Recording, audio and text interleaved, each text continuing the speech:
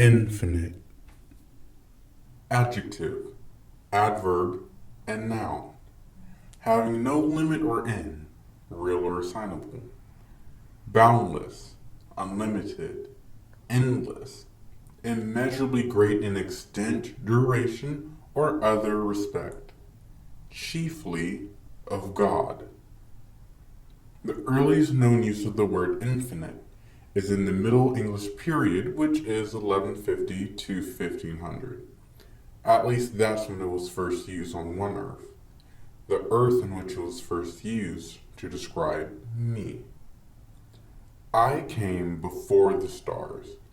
I explored, well, everything.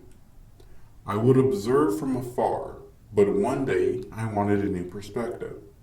So I descended from the stars, down onto a planet out of sheer curiosity.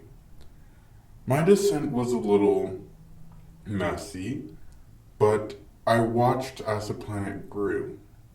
I witnessed ages long forgotten and surprisingly experienced things I couldn't fathom before my descent. And then she came along, Takira.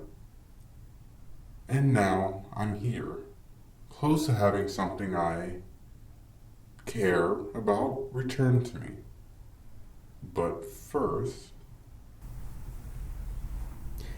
It's midnight somewhere, and you know what that means. It's time to take a journey. The Idiotically Spooky Place proudly presents The Sky Blinked. Chapter 5, Revelations. There's a flash. I shield my eyes, stumbling back. I don't even know where it came from, but I know Jefferson was responsible for the flash. What even is he? The only answer I'm even slightly confident in is that Jefferson isn't human.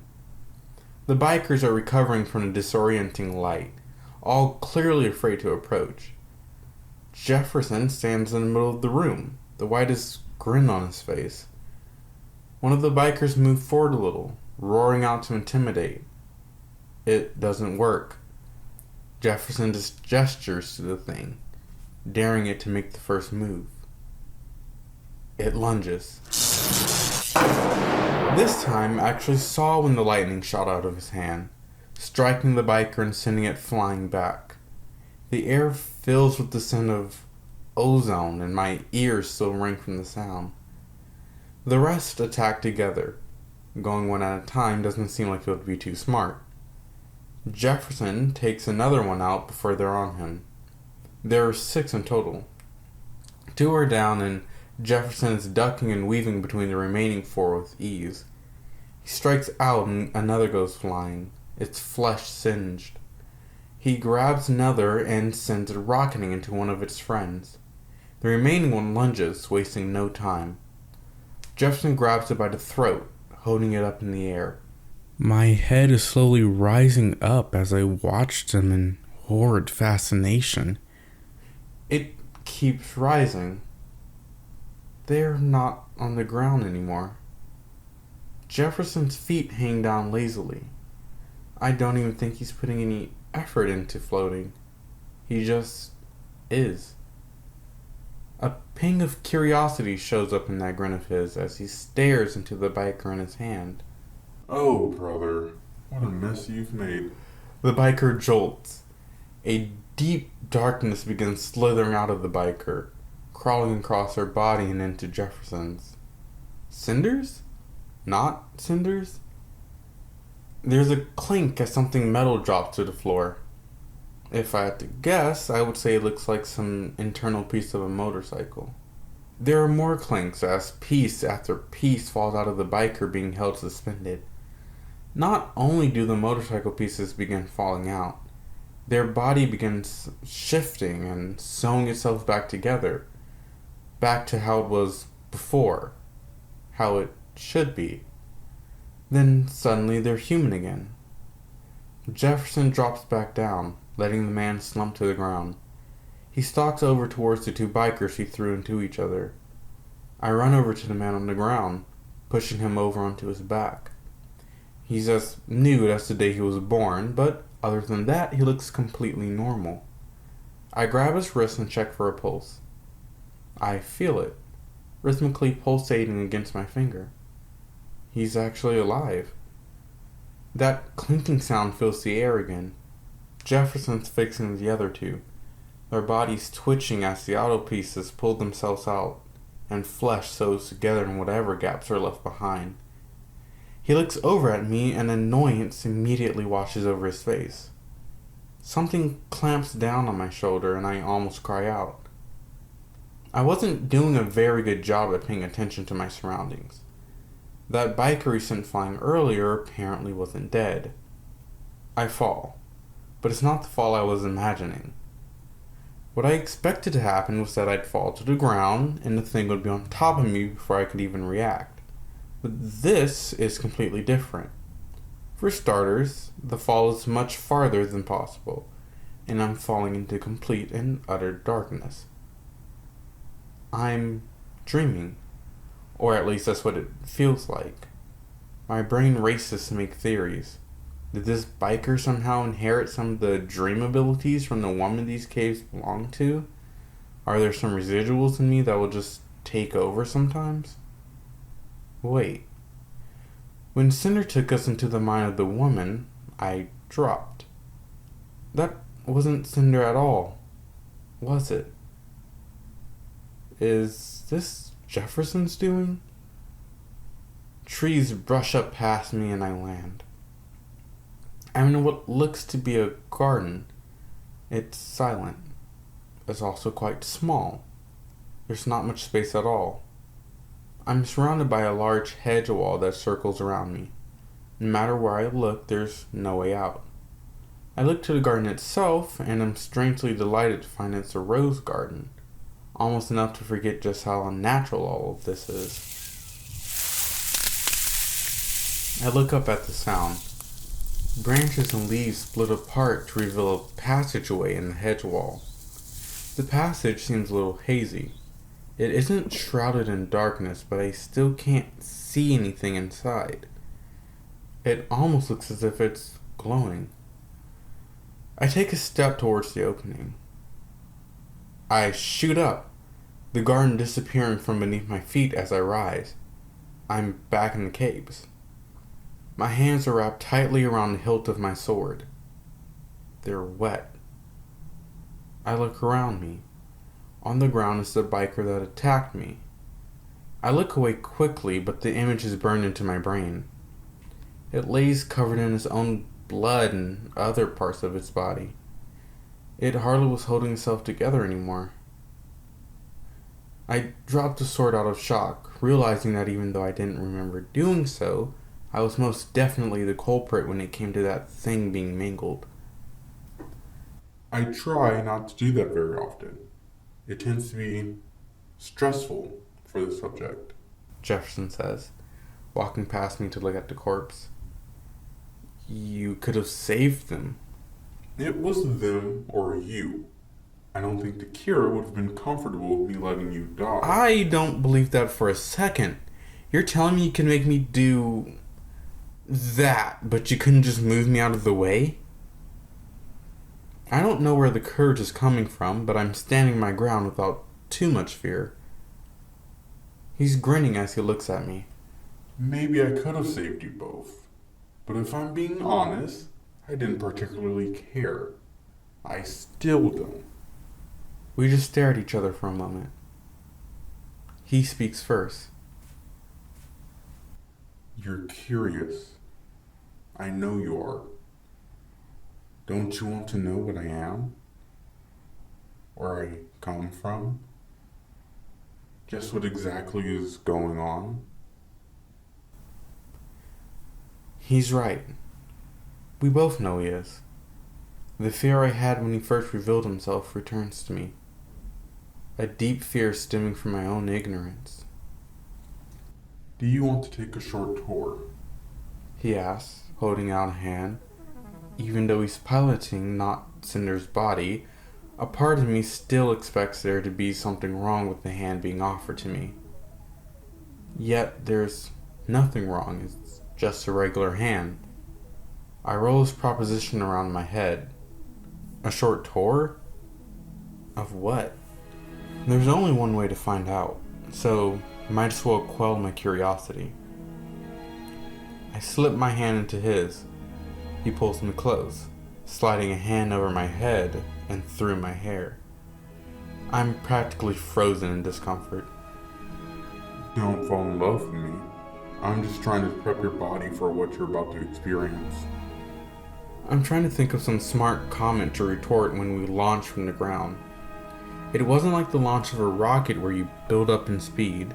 Just one moment we're staring there, and the next the ground is falling away from us at a speed I can't even comprehend. We were in a cave. Did we go through the cave? It watches us, peeking out from behind the earth. The worst part of those eyes has always been the complete and utter lack of emotion behind them. They just watch us. Then the earth is gone, too far to see anymore. Then the Milky Way is gone. We reach further and further into the vast darkness of space, passing planets and galaxies I'm not even sure have been discovered yet. Then the universe begins to stretch. I would have almost compared it to light speed in Star Wars until the stretched light begins folding in on themselves, morphing, swirling, changing all around me. We land. I don't recognize where we are. I don't even think we're on Earth. The planets are too foreign and the stars look off. In the beginning, there were 3 siblings. Or at least that's the best label for how they related to each other. They rise above the horizon. Their outlines are so deeply wrong, so unrecognizable with only small parts paralleling anything from Earth. They look down on the planet with that same motionless look. The world burns. Then comes a flood. The land shifts, molding into something new. Then something crawls up from the ground, a hand pulling itself up from below. Life begins on this planet with a cry.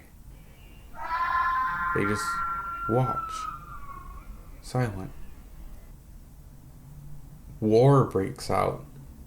Alien creatures come charging at each other from everywhere. Primitive weapons raised to kill. The creatures clash and they fight. As the fighting continues, their weapons evolve in their arms, changing to become sleeker, more efficient. They're watched in silence. The war stops. The fighters look into the sky, up at a great ball of fire descending upon them. The siblings played, their toy being reality. We make our exit, leaving the siblings behind to watch the destruction of a planet. Reality becomes something new. A new planet, one where gravity seems to be weaker. Seen in the sky, through rivers of water cutting through the air, are the siblings. We snap to a planet of lava with creatures made of stone, creatures watched over by eyes in the sky. We snap from planet to planet, and each are observed. The siblings traveled from galaxy to galaxy, observing planet after planet. Some they just watched, some they interfered in, some they destroyed out of curiosity. Once they'd observed every planet in the universe, they simply went to another. They were never satisfied. How could they be? Every iteration of every reality was right at their fingertips. One decided to keep watch over their perfect universe. Then one decided to reign. I decided to land on Earth. And Earth. We finally snap back to Earth.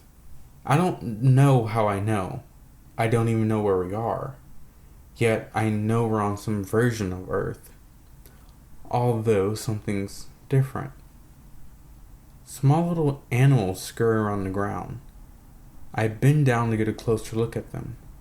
They don't look like anything I've seen in person before, but I know I recognize them. Oh, they're dinosaurs. I look to the sky. There's only one of those things now, but something's happening to it. It's folding in on itself, condensing further and further. It breaks through the atmosphere and immediately begins to burn. The small dinosaurs flee. With a flash, we've snapped forward in time to a small primitive camp. Due to some complications with my descent, I had to wait for quite some time before anything conscious came to be. Once man was born, I had a vessel. Something black crawls across the ground before overtaking some poor person looking up into the night sky. They keel over, dropping to their knees. There is some shuddering, like the person was completely overrun with fear and could do nothing but physically react. There's a shiver, and they begin going through only what I can describe as every emotion possible. They finally get a hold of themselves and look up to the sky. They just sit there, staring at the millions of pinpricks of light up there. They smile, and a tear rolls down their cheek. We're back in the cave. The rest is quite boring and repetitive. I look at stuff, watch things grow, go from vessel to vessel as they die off. You know, now I'm here with you. Did we actually go to those places? Yes and no. What does your sibling want? You haven't been paying attention at all. They don't want anything. They just wanted to see what would happen. And what do you want? To see my sibling again. And to hopefully show them what love is. Now, can we get these people to the village? He motions to the three people still laying unconscious on the ground. I can't carry them all. I have to do everything. Drag them to the middle for me. I just look at him. He motions to them again. He's not going to help at all. Great. I can hold your torch for you, if you'd like. You're British? I hold my flashlight out to him. I was there when the first torch was lit with flames. I don't care how many improvements and developments there have been. I'm not calling it something as idiotic as a flashlight. He snatches it from my hand and points the light to the bodies. The next few minutes is just me struggling to pull two of them to join the men I've been checking when I try not to look at the bloodied body. When I'm finished, Jefferson walks over to us. Gather close now. Without warning, we drop. This time, it's an actual physical drop. I almost forgot what it felt like.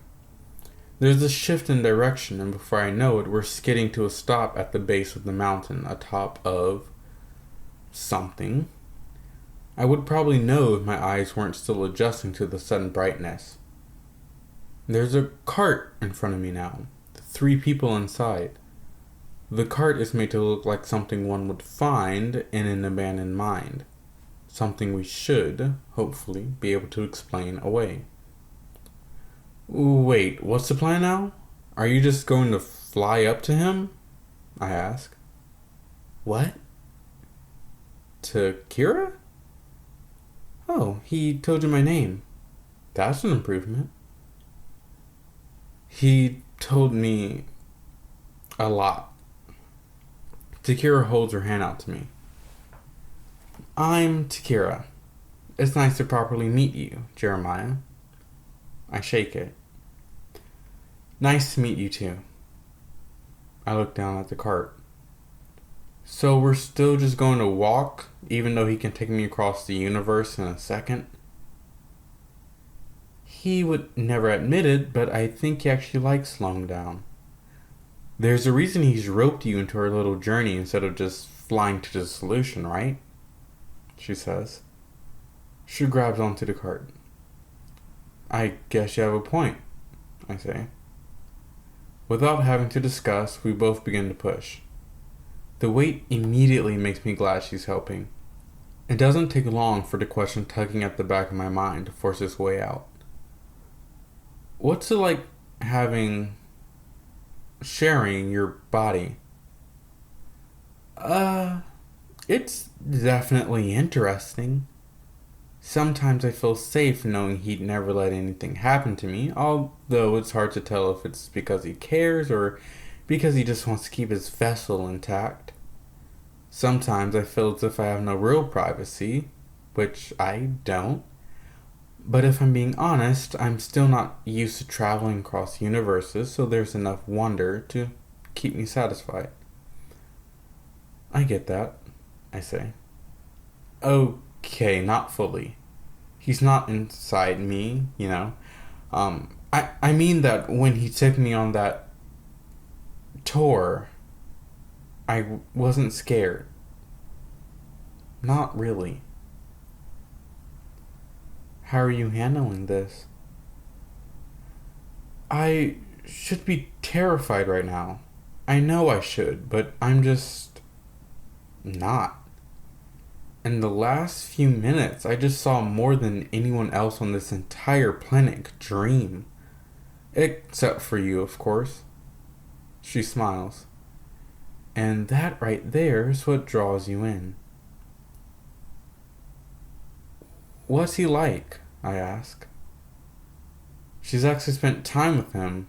There may be something I just didn't get to see. You met him. Kinda a prick? Yeah, pretty much. He can think he's above everything and gets a little annoyed with things. I think about that for a second. I mean, he kinda is above everything, isn't he? I don't think so. If he were, I don't think he'd put himself through it. We continue to push. There's a soft rumble in the distance. I nod my head in the direction we're going. That's the thunder, I say. We should be at the village in an hour or so. There's a small flash of light as lightning strikes a plateau on the mountain in the distance. Do you think we'd be allowed in the village? Takira asks. Jefferson and I mean. Of course, they're open to helping anyone. It helps to have me to vouch for you. You still think it's a good idea for us to be there with them? Takira seems almost anxious. I get her concerns, but for some reason, I still trust her. While I don't think Jefferson should make a visit, I see no reason why Takira can't. Or should it be Cinder? One of Takira's eyes twitch a little. Jefferson is making it very clear he hates that name and would rather pretend to not exist than be called that again, she says. He is quite dramatic.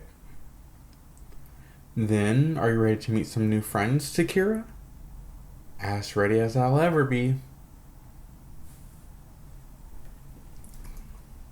Thank you for listening to Chapter 5 of The Sky Blinked.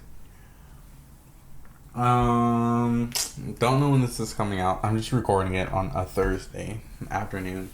Right before bed. I have like 10 minutes before I should be in bed. Yeah, once again, thank you. Hope it's fun. I'm having fun. I'm definitely planning on finishing it. I really want to finish it. I may have to learn script sync first at work before I can work on this. But like, I do plan on finishing it. Just 2 more chapters, guys. 2 more chapters. Is the next chapter finished as in writing? Maybe not. Maybe I'm still in like the very early stages of the chapter because it's the village. I'm still I've only introduced 1 character from the village. I'm about to introduce the second, and I don't know how many more I'm going to introduce, but like that doesn't matter. That doesn't matter. I'm having fun. Yeah, there's probably going to be a longer hiatus considering I actually have to finish writing it and take the time to do that instead of just me, recording it and editing it. So, yeah, but thank you. Thank you. Thank you.